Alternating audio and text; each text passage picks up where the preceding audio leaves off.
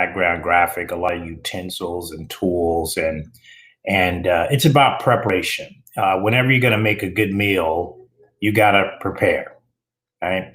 As I said in a previous quote, all great people prepare for great moments in time. Prepare is a definition that just seems to the action of preparing or making ready something that is ready for use or consideration, right?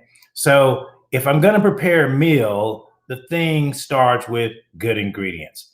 But then I got to have the utensils. What am I going to use to prepare the meals? What's the pots, the pans, the knives, those kinds of things that's going to help me stir, chop, cook, do whatever. Ask any good chef, and the first thing they're going to look at is where are their knives? They carry their knives with them. You know, I got a fairly decent set of knives, but I don't have a great set of knives. But most good high level chefs have a great set of knives, AKA tools. So you, in your job, assignment, mission, purpose, you got to have a set of tools. What's your tools for preparing to go into perform, right? I have friends that are DJs and they carry around their tools. They carry around their fold up, right? Set up that they can fold out. It's got the digital board on it. They can put on the CDs. They can put on even albums, the old school style. They have tools to entertain their crowd. Imagine if a DJ showed up at your wedding party, showed up at your event and said, hey, I forgot my tools.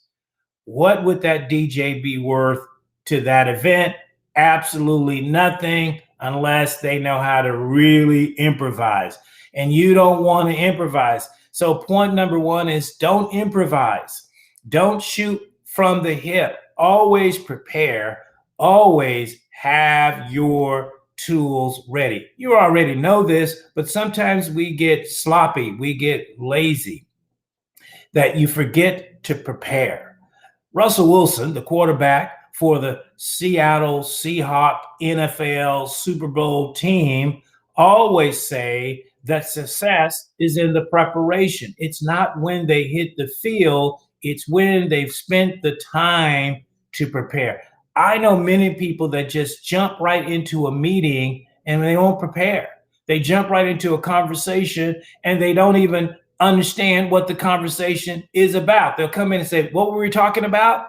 Wow, probably should have listened a little bit. That's preparation before you jump in. Number two is you got to practice. So number one, I got to have the tools. Number two, I gotta prepare. Number three, I got to practice. I make recipes over and over and over again. And I'm going to make some on the show. And you'll see me go. And they'll be a little different every single time, but that's because I practice. I want to practice getting better at my craft, at what I do. Are you practicing at what you do? If you're a singer, I'm sure you are practicing. If you're playing sports, I'm sure you're practicing. If you're an actor or actress, before you get on that stage to read that script, I'm sure you have to practice. Because if you're not, you're setting yourself up for failure. And you can't blame other people if you didn't study. You go in to take a test and you didn't study, you can't blame the teacher that you failed. That's your fault because you didn't study. You were playing video games, you were watching Netflix, you were binging on something, and the time got by you. And all of a sudden it's the next day and it's time for you to show up for whatever you're supposed to show up for, whether that's the game, whether that is the meeting, whether that is the classroom, whether that is whatever, your children. You got to prepare even as a parent to get up and handle your kids. Am I prepared? Have I counted to 10? Do I have my Zen moment? Right? I do a lot of things to prepare. Very rarely will I step into a meeting that I don't have some level of preparation. And usually my rule of thumb is 3 times preparation for one segment. So if I'm doing 1 hour, I'm going to prepare 3 hours before I sit with that 1 hour, because the best thing I want you to have as a takeaway, always have the answer before the question comes.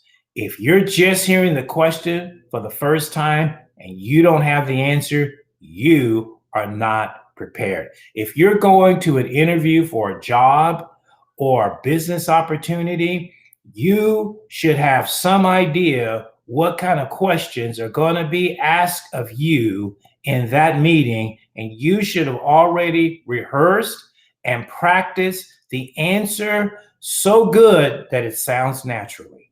I've interviewed a lot of people in my business career, and I can always tell the difference between people that prepared, they already knew what they were going to say in general to the question. What's your work experience? What are some of your goals? What would you like to do? Where would you like to see yourself in a few years from now? What's your big dream? What's your one thing? I've asked all these different questions over the years, and I can always tell the difference between somebody that prepared and somebody that was shooting from the hip, somebody that was just faking it, because you could tell eye movement gave them away. Body movement, all of a sudden they're shifting in their seat. All of a sudden they're trying to think as they're talking. You should never go into a meeting unprepared. It would be better for you to cancel and reschedule, which I have done, if I don't feel like I'm prepared. If I'm not getting up in the morning and feeling 100%, feeling 100,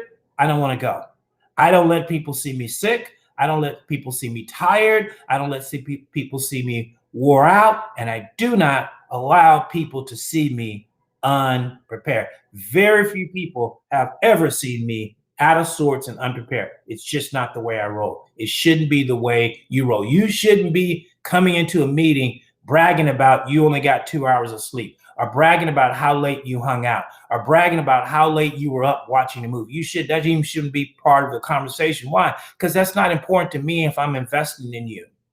If I'm going to hire you, if I'm going to pay you, if I'm looking to have you as my consultant, I don't want to know that you're tired, toe up from the floor up, needing a checkup from the neck up, and you in trouble. That is not what I want to hear when I'm at a critical juncture. So preparation for a meal, for a meeting, for a life, for a relationship. You should be preparing for a relationship. You shouldn't just go out and start dating and shooting from the hip. You ought to prepare. What kind of conversation would I have? What kind of things would I like to do? Where would I like to take this person? You shouldn't be trying to figure it out. I get spontaneity. I love it. But there's also a great place for preparation, because maybe you may meet somebody that is not spontaneous and they like things laid out. Where are we going to go? What time are we going to do? What time are we going to get back? And you're going to sit there and go, I don't know. She's going to look at you and go, this person's unprepared. So if you're prepared, I can be spontaneous, but I'm also prepared. So I go into knowing what I like, what I don't like, what I'm at least planning on doing, what I'm not planning on doing. So take the time to really think about and remind yourself how important preparation is, because some of you are one meeting away from your biggest opportunity in life. Some of you are one meeting away from game-changing opportunities that's going to blow you away. But you know what would blow you away also? If you miss the opportunity because you weren't prepared. Hey, this is another daily ingredient. Keep them coming. We're keep them fresh, keep them new, keep them innovative, help you become the best version of yourself.